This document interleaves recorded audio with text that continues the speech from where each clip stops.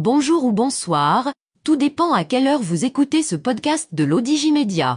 Notre chroniqueur de l'ODJ, Mohamed Aïd Belhassen, partage son avis et ses réflexions dans un article qu'il a intitulé « Maximiser la productivité au Maroc grâce à la matrice Eisenhower ».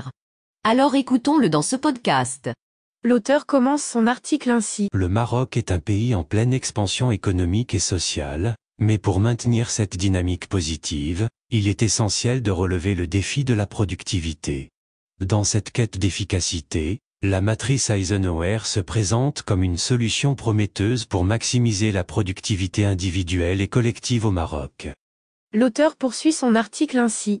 La matrice Eisenhower, une solution efficace pour un avenir prospère. La gestion des tâches est souvent un défi de taille, aussi bien pour les entreprises que pour les individus. Les journées chargées, les priorités mal définies et les distractions constantes peuvent ralentir le rythme de travail et entraver la réalisation des objectifs. C'est là que la matrice Eisenhower peut faire toute la différence. La matrice Eisenhower, développée par le 34e président américain Dwight D. Eisenhower, est un outil puissant pour hiérarchiser les tâches en fonction de leur importance et de leur urgence. Elle divise les tâches en 4 cadrans distincts. Cadran 1, tâches urgentes et importantes. Ce cadran comprend les tâches qui nécessitent une action immédiate et qui ont un impact significatif sur les résultats. Il est crucial de se concentrer sur ces tâches pour éviter les retards et les problèmes majeurs. Cadran 2, tâches importantes mais non urgentes. Les tâches de ce cadran sont essentielles pour la réalisation des objectifs à long terme. Elles requièrent une planification et une organisation rigoureuse. Investir du temps dans ces tâches permet de développer des projets de qualité et d'améliorer l'efficacité à long terme. Cadran 3, tâches urgentes mais non importantes. Ces tâches peuvent sembler pressantes, mais elles ne contribuent pas réellement à l'accomplissement des objectifs principaux. Il est important de les évaluer attentivement et de chercher des moyens de les déléguer ou de les éliminer afin de libérer du temps précieux. Cadran 4, tâches non urgentes et non importantes. Ce cadran regroupe les tâches qui ne sont ni urgentes ni importantes.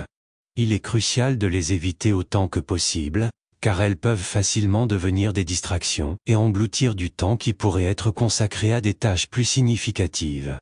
L'auteur précise ainsi.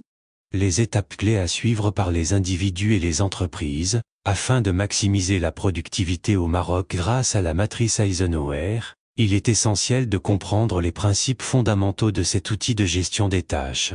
Les individus et les entreprises peuvent suivre ces étapes clés. 1. Identifier les tâches prioritaires. Prenez le temps d'évaluer toutes les tâches à accomplir. Classez-les en fonction de leur importance et de leur urgence. Cela vous permettra de déterminer les tâches qui nécessitent une attention immédiate et celles qui peuvent être planifiées pour plus tard. 2. Établissez des objectifs clairs. La matrice Eisenhower se base sur la notion de priorité et d'objectif. Définissez des objectifs clairs et spécifiques pour orienter vos actions. Cela vous aidera à hiérarchiser les tâches en fonction de leur contribution à la réalisation de ces objectifs. 3. Faites preuve de discipline. La matrice Eisenhower requiert une discipline personnelle pour maintenir la focalisation sur les tâches importantes. Résistez à la tentation des distractions et des tâches non essentielles. Fixez-vous des plages horaires dédiées à chaque type de tâche pour éviter les interruptions constantes. 5. Utilisez des outils de gestion des tâches. Il existe de nombreuses applications et outils numériques qui peuvent vous aider à mettre en pratique la matrice Eisenhower. Utilisez des listes de tâches, des calendriers et des rappels pour vous organiser efficacement. Ces outils vous permettront de visualiser et de suivre vos progrès. 6. Apprenez à déléguer. La délégation est une compétence essentielle pour maximiser la productivité. Identifiez les tâches qui peuvent être confiées à d'autres personnes et déléguez-les en fonction des compétences et des ressources disponibles. Cela vous permettra de vous concentrer sur les tâches qui requièrent votre expertise et votre attention. 7. Pratiquez la gestion du temps. La gestion du temps est un aspect crucial de la matrice Eisenhower. Planifiez votre emploi du temps de manière stratégique en accordant une attention particulière aux tâches importantes et non urgentes. Utilisez des techniques telles que la méthode Pomodoro pour gérer efficacement votre temps et éviter l'épuisement.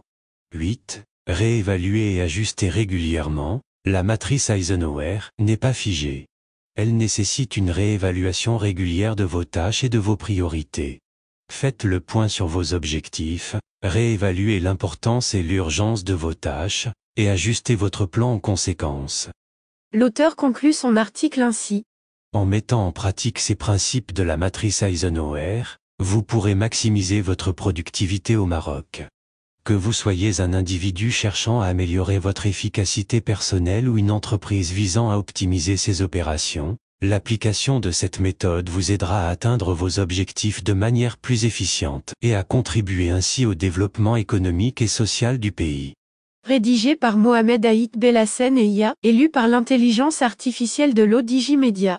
Merci d'avoir écouté ce podcast de l'ODJ Media, ce bouquet de supports numériques, portail, magazine mensuel connecté, web radio et web TV. N'oubliez pas de télécharger notre application l'ODJ Mobile sur Play Store et de vous abonner à notre chaîne YouTube l'ODJ TV. Vous pouvez, aussi, nous suivre sur nos réseaux sociaux, Instagram, Facebook, TikTok, LinkedIn et Twitter. Ou encore, vous inscrire sur notre newsletter quotidienne à partir du portail lodj.ma. Alors, on se dit au prochain podcast de nos chroniqueurs de l'ODJ. Et à très bientôt, si et seulement si vous le voulez bien.